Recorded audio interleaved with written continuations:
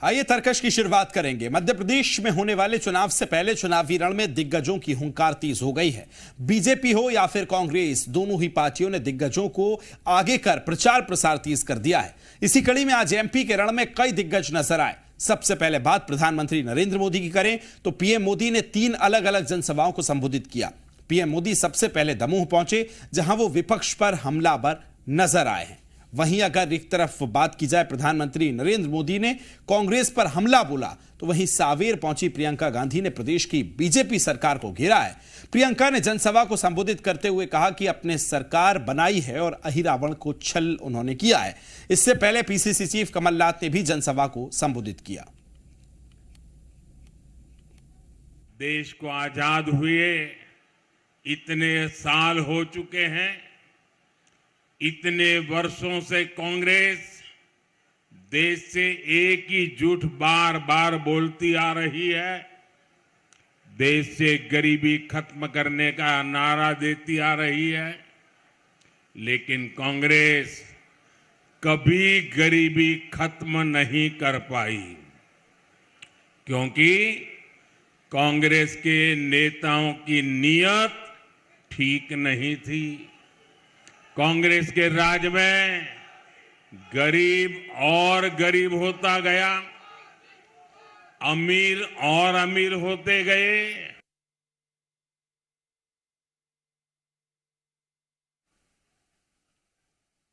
जब मैं तीसरी बार मेरा सेवा काल शुरू होगा, मैं इस देश की अर्थव्यवस्था को दुनिया की टॉप 3 में ला करके रहूंगा। भाई, हमारी गारंटी खजाने लुटाने की नहीं होती है, हमारी गारंटी देश को आन बान शान के साथ आगे ले जाने की होती है। हमारी गारंटी वोट बटोरने की नहीं होती है, हमारी गारंटी मेरे देशवासियों का सामर्थ्य बढ़ाने की होती है। जो सरकार आपने चुनी वो आप ही की बनाई हुई सरकार थी, और जिस तरह से अहिरावण ने भगवान राम और भगवान लक्ष्मण के साथ छल किया, उस तरह से आपके साथ भी छल हुआ। कुछ बहुरूपियों ने छल कपट करके आपकी सरकार का अपहरण। समझ जाए या गुंडागर्दी करने वाले, कल के बाद परसों भी आता है। और कमलनाथ 2018 के मॉडल नहीं है, कमलनाथ 2023 के मॉडल है।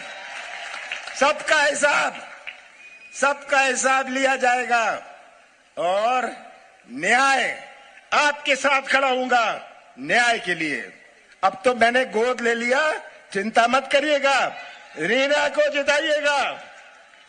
जिताइएगा।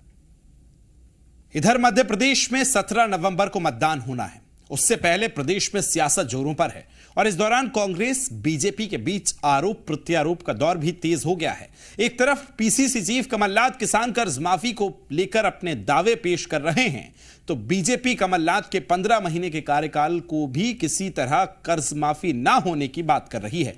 इस रिपोर्ट के जरिए देखिए।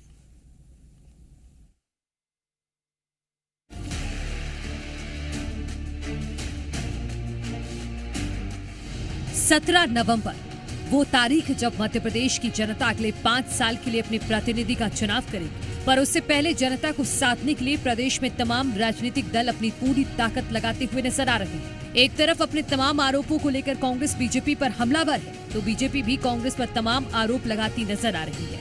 एमपी में किसानों को साधने के लिए कांग्रेस बीजेपी पूरा जोर लगा रही है। हाल ही में कमलनाथ ने एक ट्वीट में प्रदेश की सियासत में एक बार फिर किसानों की एंट्री करवा दी।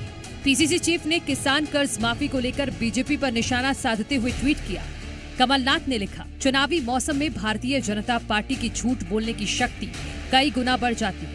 भाजपा के नेता पूरी बेशर्मी से सार्वजनिक मंचों से कह रहे हैं कि कांग्रेस पार्टी ने किसानों का कर्ज माफ नहीं किया, लेकिन ये देखिए, विधानसभा में कांग्रेस विधायक श्री बाला बच्चन के सवाल के जवाब में श्री शिवराज सिंह चौहान के कृषि मंत्री श्री कमल पटेल ने खुद स्वीकार किया कि कांग्रेस सरकार ने करीब 27 लाख किसानों का कर्ज माफ किया। कमलनाथ के ट्वीट के बाद प्रदेश की सियासत में बीजेपी कांग्रेस के बीच आरोप प्रत्यारोप का दौर देखने को मिल रहा है। बीजेपी ने कमलनाथ के ट्वीट पर हमला करते हुए कहा कि किसी भी किसान का कर्ज माफ नहीं हुआ है। वहीं कांग्रेस बीजेपी के आरोपों पर पलटवार करते हुए बीजेपी को झूठ की यूनिवर्सिटी बता रही है। आपके नेता राहुल गांधी जी का और आपका लिखित घोषणा पत्र क्या था? मध्य प्रदेश के हर किसान का 10 दिन के भीतर 2 लाख तक का कर्जा माफ, नहीं तो मुख्यमंत्री साफ। 15 महीने में कितने किसानों का कर्जा माफ किया? ना ये चंगो मंगो की लिस्ट दे दो। सरकार में बैठे क्या मूंगफली खाने के लिए बैठे हैं? 5-4 साल हो गए सरकार में बैठे हुए, जो है माफिया की मदद से बनाई सरकार में, तो क्या ये इस काम के लिए बैठे थे कि मूंगफली छीलोगे? दो आप प्रमाण के हमने 400-500 के जो है चुन्नू मुन्नू कर्जे माफ किए। एमपी में चुनाव करीब आते ही किसानों पर सियासत होना लाजमी है। इसी बीच किसानों को कौन सा दल साथ पाता है, ये देखना दिलचस्प रहेगा। 17 नवंबर को किसान किस पार्टी का साथ देते हैं, ये तो नतीजों के बाद ही पता चलेगा। लेकिन इसी बीच प्रदेश में किसानों को लेकर सियासत चरम पर है। ब्यूरो रिपोर्ट, जी मीडिया। और खबर को विस्तार देंगे जी मीडिया संवाददाता आकाश द्विवेदी भोपाल से मेरे साथ जुड़ गए। आकाश, जैसे जैसे चुनाव नजदीक आ रहा है वैसे वैसे केंद्रीय नेतृत्व के जो नेता हैं वो तो मध्य प्रदेश में पहुंच ही रहे हैं, लेकिन जो कृषि है, जो आधार है, वो राजनीति का केंद्र रहती है और वही देखने को मिल रहा है।